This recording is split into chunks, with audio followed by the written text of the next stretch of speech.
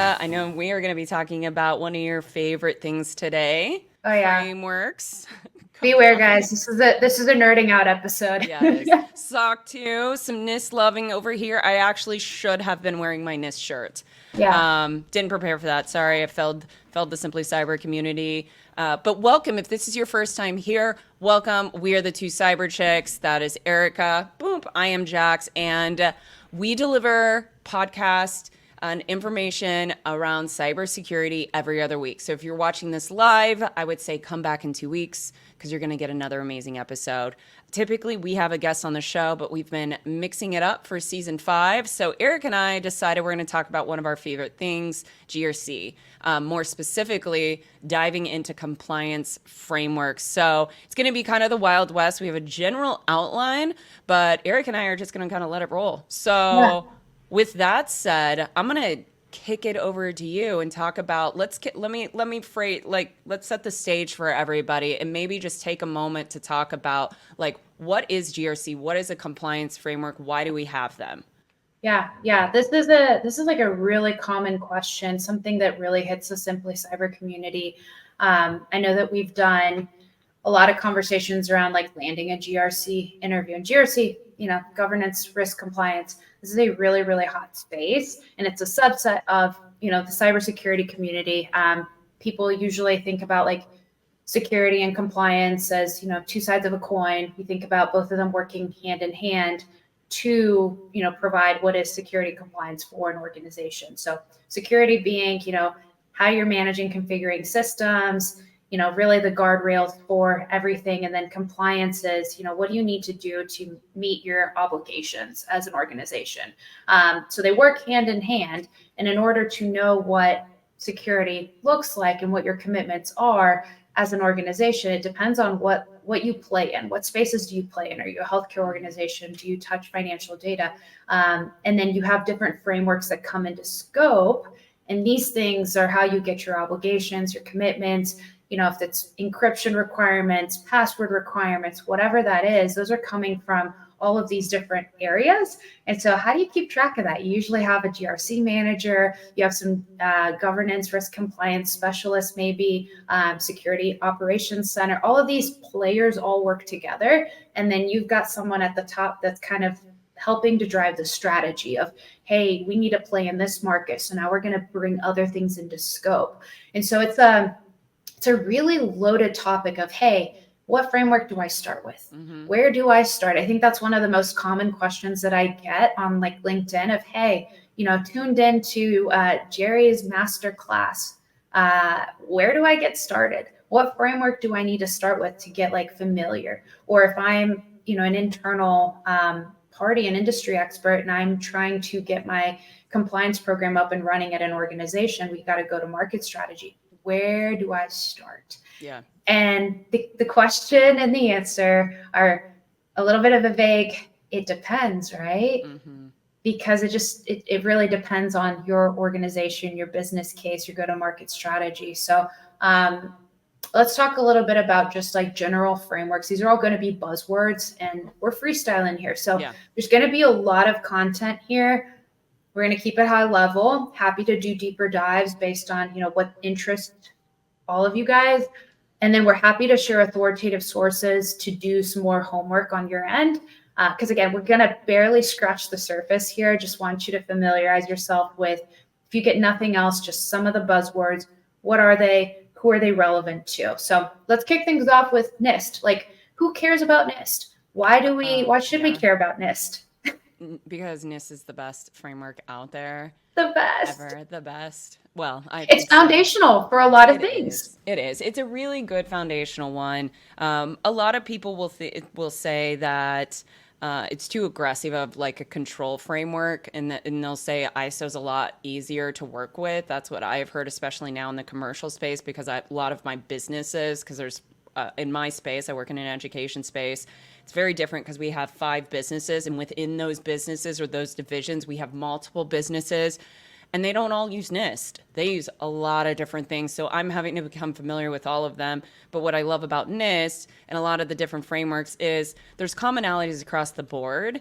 And NIST does a really good job at creating a framework like CSF is one of my favorite frameworks. It creates a baseline understanding of your environment. So if you're getting into this space and you don't know where to start, I think that NIST CSF is really rudimentary as far as getting into controls and knowing the basics without getting into major complexity. Because like your background, you're a SOC, you're an expert in the SOC space, but I'm curious, like for individuals that might be listening, like, okay, I hear all these things like SOC and ISO, and there was another one we were using at my last company. It was like ISSI or like SMMC or something weird. And we moved to DMC? No, EMC? No, not EMC. But Gosh, we this, thought, this like, is guys. There's so many acronyms here. there It's so is. hard to I keep didn't track. even hear about. I had a yeah, and that's the Yeah, thing. we So you need hear we all need some kind these. of FAQ document, like acronym Bible. Yeah, For like, someone and come it's up with this. If it's already out there, send us a link. seriously that, or we need to. Well, we don't have the time Yeah, to create it, but send yeah. us the link. Yeah. So like, talk about. Can you share a little bit about in your space, because you've been more in the commercial space. I've been really heavy in the federal space, so I can talk all kinds of NIST frameworks, and we can certainly jump into all of those, like ERM, RMF, all those. But like your perspective, you got SOC, you got ISO, you got different numbers of ISO. Like, what are all of these? What is the most simplest way you can break that down for people that are Yeah. looking at frameworks in the commercial space? So great question. And a lot of it I'm going to tie back to obligations of your entity. So let's say SOC, for example, it's something that I absolutely love because I've spent a lot of years doing system organization controls. SOC came from the financial industry, actually. So SOX, Sarbanes-Oxley, that derived into SOC 1, what that is today, which is typically if you impact the general ledger, financial statements, like there needed to be safeguards for the systems managing this data. So SOC 1 came to be. So a lot of financial processing, if you're a mortgage lender application, like you're going to have a SOC 1 report.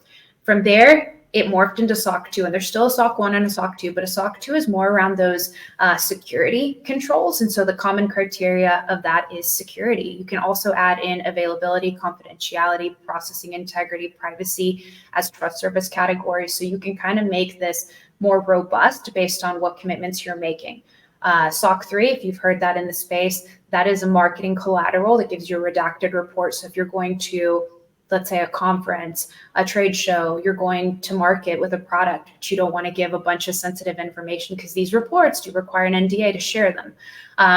That's going to be when you're going to play. SOC, however, I will caveat, it is very US specific. So when customers come to me and they say, hey, Erika, I don't know, do I need an ISO? Do I need SOC? It's where are your customers? If you are US predominantly, SOC is going to be in question.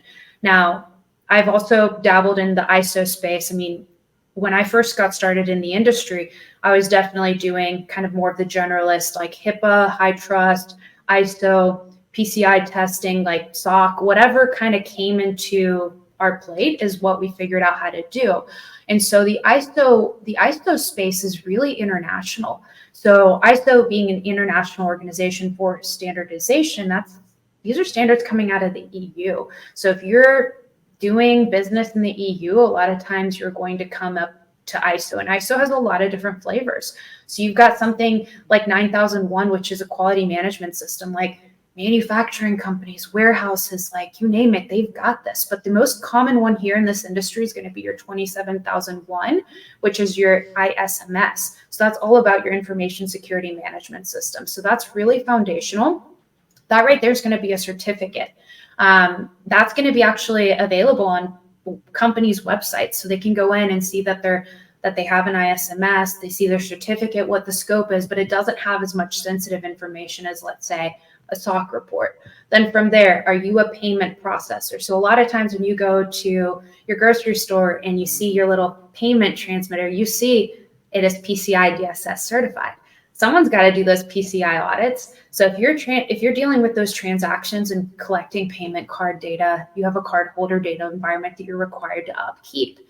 They're PCI QSAs, quality security assessors, that are going to be doing those audits. That's going to be another niche of this space.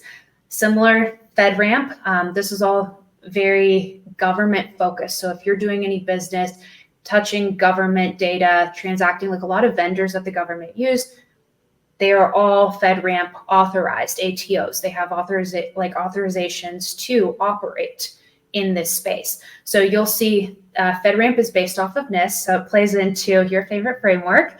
And that's going to be a little bit more rigorous, right? So like you're going to have requirements for your environment. It has to be separate than your commercial environment. So a lot of these scopes then start to change. And you can see, I hope your brain's already thinking, wow, a GRC compliance expert really has to juggle a lot of things, because in your organization, you're having to manage multiple environments, multiple processes, audits, and then making sure that all of the different departments are keeping this kind of like umbrella of governance over every, part of the business, whether it's, the networking side, the database side, the, like every little component, like our servers being patched the same way across all of these products, and then managing that all of these different requirements are being upheld. And then, of course, there's like a bunch of other flavors. We've been talking about, you and I have been talking about AI a lot, because you came out with this awesome course through ACI Learning on AI. So like, let's talk a little bit about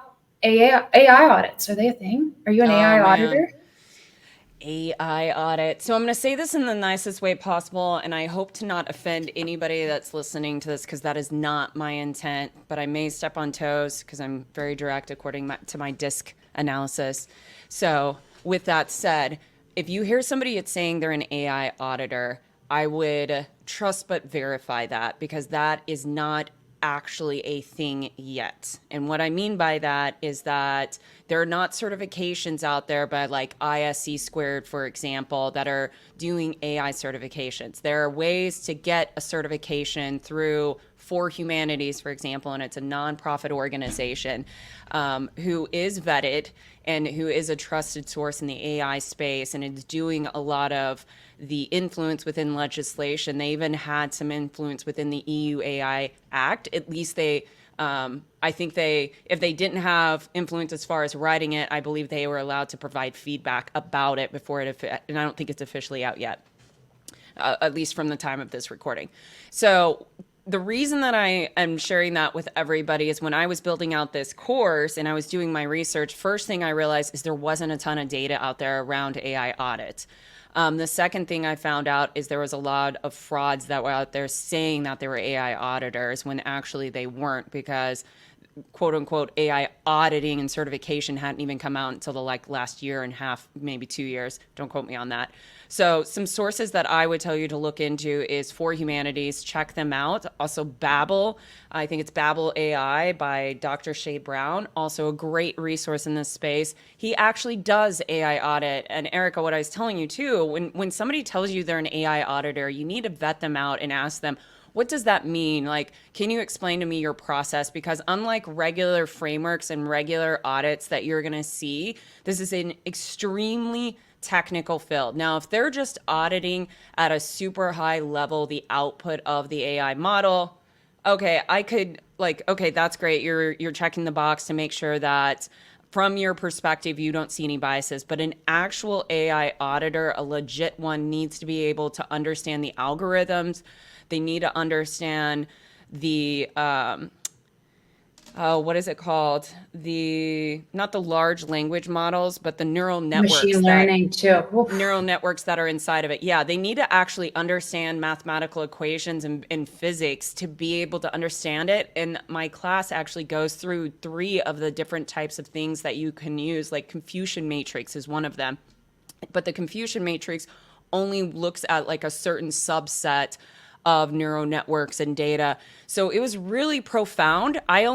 What's crazy is I built this class and I only did a tiny sliver into this space. And so when people are trying to stand on a podium and proclaim to the world that they know how to do AI auditing, they know all of these things, I would just trust but verify before you jump on that shit, because it's very hard to be that person. I can say that Babel AI is doing a great job at it. They've got a team of researchers, very intelligent people, but AI. I don't even think Dr. Brown would even claim to know all things AI and can audit it. So that's my big spill on that. But I will say, I have a document up over here, and that's what I'm looking at. There are a ton of documents that are starting to come out that I would encourage people to look at, like NIST bias for machine learning. There's the FAIR machine learning book, also from the FAIR ML book. That's another really great one. You were talking about like ISO AI. It's not live yet, but orgs are pursuing it. So that is another thing to look at. Yeah, all the accreditation bodies, like they're starting to kind of figure out how to understand it. So I think that'll be next. Like if you're watching in the industry, that'd be one to watch for. There will be somebody that'll be, first to get certified in 42001. Yeah. You will probably be the first. You'll probably do it at the end of the year this year, like as you're speeding through to the end of the year. Yeah. We'll see. I'm curious to see what the organization's like learning path looks like and what their feedback is as they go through those first few audits too. Be one to watch. So we've talked a ton on like frameworks. We've covered AI. I want to pivot it back to you. And before I pivot back to you, I want to like throw out a statement and get your feelings around this. Cause we're here to demystify stuff. So we've given you guys a lot of information, but Erika, a lot of people want to say, oh, GRC is not technical. However, I think it is actually extremely technical field. So from your perspective, and you've been in the field for quite a long time, if somebody's like, I want to break into this field, or maybe they're in it and they want to up level, what do you suggest? Do you suggest a certification? Do you suggest self-study? Like, what is the best route for them to get into this? Is it going in and jumping in to learning ISO? Is NIST easier in your opinion? What do you think? So I will say you're going to specialize as you continue to learn. So I wouldn't be so worried about specialization rather than learning controls, and do some controls auditing. So like to your point, right, whether it's like NIST, like look for opportunities. If it's internal audit, right, like if it's external audit, whatever that is, seek to learn and figure out, all right, what is a control? How do I audit a control? How do I wrap my head around a requirement? What's the evidence necessary to satisfy this? How can I break it down? And then this is another key component is you become a translator between the technical counterparts, your engineering teams, and then also like the GRC, like what are these requirements? Breaking them down so that they understand. So think of yourself as like a bridge. I do think the healthcare space like is a wonderful place to learn. HIPAA being a regulation, but then high trust being something that you can go and get certified and you can become a high trust assessor. And then you can learn, how do I scope things in or out, right? How can I do this? Healthcare needs support, right? Like this is something that's never going to go away in terms of like, needing to continue to bolster hospitals, healthcare systems, all of these systems that manage, like even MRI machines, like all of these things transmit data. So like, this is just a really interesting market. Maybe it's just me. I think that I am a little biased because I did start in the high trust HIPAA space. And then that morphed into, okay, let me learn ISO, let me learn SOC. I think you will find your calling naturally based on what the industry is demanding. Because now, like another thing, so we're talking AI, there's new buzzwords coming up. AI is going to be a big thing. We have a lot of people figuring out, how am I going to audit this? What frameworks do we need to use? People are trying to come out with their own approaches to this. But then you're hearing other buzzwords like DORA, right? This is all about resilience in the EU. Then you have ISMAP out in Japan. You've got IRAP out of Australia. You've got ENS out of Spain, HDS out of France. Like you're having all of these frameworks pop up left and right. What do they have in common is controls testing. So if you can unpack that, then you can learn how to test different frameworks. And like I mentioned, a lot of these have requirements for what it takes to be an auditor. So an ISO auditor goes through lead auditor training. A PCI assessor goes through an AQSA or a QSA. FedRAMP has A2LA requirements. Similarly to that, like high trust, I mentioned that earlier, like a lot of these are going to take their own individual learning path. So if you can just go in with an open mind and learn controls auditing, like you need to understand the technical specificities, how to read for them, how to audit for them. And then from there, like figure out what your fave is. I think you'll find your calling that way. That's that's my long-winded way of saying that you gotta kind of just go in with an open mind and learn as much as you can. Yeah, and research. And we want to provide you guys, well, obviously in the show notes, you're going to have links to stuff, but it's not an exhaustive list. I mean, we've rattled off so many acronyms and so many names. Some of them you're never going to see again, I don't think. Like I have learned about a lot of these frameworks during my master's degree, and I'm never gonna probably ever go and touch those again. So get really familiar with the ones that you're gonna use, but it's good to know that there's others out there. So just and you don't have to research. know them all. That's another thing Yeah. too, is if you hear them, Yep. whether it's in class, whether it's, Yep. in a business meeting, right? Like, or if someone comes to you in a work environment and is like, hey, have you heard about this? Should we be doing this? That's okay that you don't know. Google it, figure it out, figure out if it's applicable to your business.